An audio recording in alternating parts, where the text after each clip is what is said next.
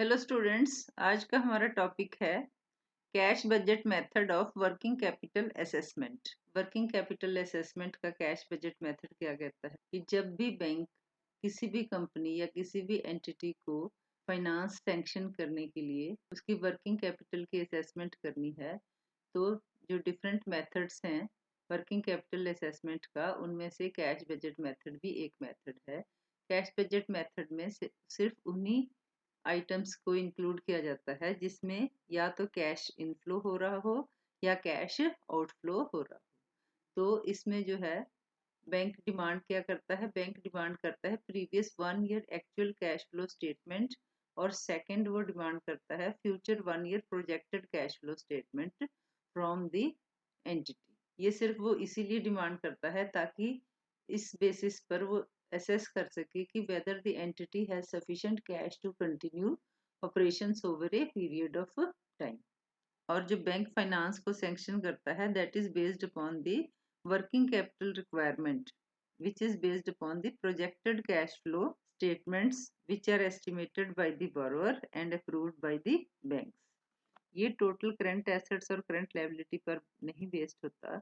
इसमें हम उन्हीं आइटम्स को इंक्लूड करते हैं जिसमें जिसमें कैश इनफ्लो हो रहा हो या कैश आउटफ्लो हो रहा हो। अब कैश बजट मेथड हम यूज कहाँ कहाँ करते हैं? Cash budget method mainly seasonal industry के लिए यूज किया जाता है, जैसे फिल्म इंडस्ट्री है, एक्सपोर्ट ऑर्डर्स हो हमारे पास, या कोई ऑर्डर बेस्ड इंडस्ट्री हो। इनको हम साइक्लिकल इंडस्ट्री कहते हैं या सीजनल इंडस्ट्री कहते हैं। सीजनल इंडस्ट्री में क्या होता है कि ऑर्डर्स तो हमें एक साथ मिल सकते हैं, लेकिन जो कैश इनफ्लो होता है that may be spread out, वहाँ पर कैश बजट मेथड का यूज किया जाता है। शॉर्ट टर्म लोन्स अगर हम बैंक से डिमांड करें तो भी बैंक कैश फ्लो स्टेटमेंट्स की डिमांड करता है, या opening of letter of credit अपने कस्टमर्स के बिहाफ पर जब लेटर ऑफ क्रेडिट इशू करता है तो भी कैश फ्लो स्टेटमेंट की डिमांड करता है। बिल फाइनेंसिंग है, अगर बिल डिस्काउंट आपने करवाने हैं बैंक से तो भी कैश फ्लो स्टेटमेंट की डिमांड होगी, तो भी कैश बजट मेथड यूज किया जाता है। Issue of deferred payment guarantee, इसमें भी कैश बजट मेथड यूज किया जाता है। सॉफ्टवेयर डेवलपमेंट एक्टिविटीज के लिए भी कैश बजट मेथड यूज किया जाता है। एडहॉक वर्किंग फैसिलिटीज प्रोवाइड करने के लिए भी कैश बजट मेथड यूज किया जाता है। आमतौर 90 डेज का लोन दिया जाता है तो बैंक उसके लिए भी कैश बजट मेथड यूज किया जाता है। अब हम एक एग्जांपल के थ्रू समझेंगे। ये फिगर रुपीज है इन लैक्स। बैंक ने जब वर्किंग कैपिटल की असेसमेंट करनी हो तो वो आपके पिछले 1 साल के एक्चुअल कैश फ्लो स्टेटमेंट और फ्यूचर का 1 ईयर के प्रोजेक्टेड कैश फ्लो स्टेटमेंट की डिमांड करता है। तो इसको हम इस एग्जांपल से समझते हैं।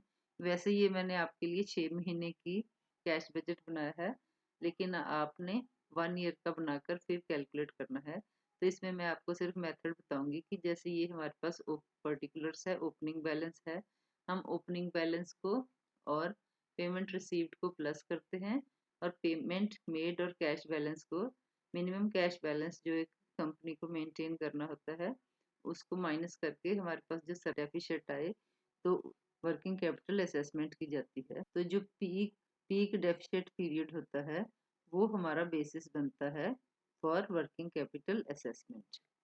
हम ओपनिंग बैलेंस है, पेमेंट जितनी हमने रिसीव की, पेमेंट मेड और मिनिमम कैश बैलेंस जो मेंटेन किया है, इसके बेसिस पे हम पर मंथ निकालेंगे कि हमारी सरप्लस है या हमारे पास डेफिसिट बैलेंस है।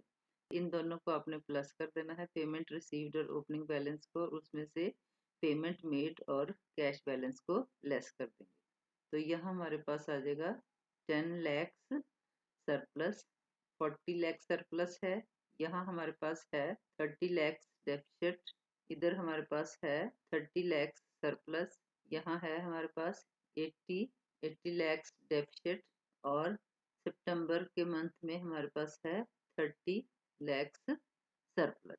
तो वर्किंग कैपिटल लिमिट हमारी होगी 80 लैक्स, क्योंकि ये हमारा पीक डेफिसिट पीरियड है। जो पीक डेफिसिट पीरियड होगा वो हमारी वर्किंग कैपिटल की लिमिट होगी। तो वर्किंग कैपिटल की लिमिट सिर्फ डेफिसिट पर ही डिपेंड नहीं करती, ये कंपनी की ड्राइंग पावर पर भी डिपेंड करती है। वर्किंग कैपिटल लिमिट हमारी है अगस्त महीने के हिसाब से 80 लैक्स। तो स्टूडेंट्स, ये था cash budget method of working capital assessment. मिलते हैं मेरी नेक्स्ट वीडियो में, जिसमें हम करेंगे turnover method of working capital assessment. Thank you.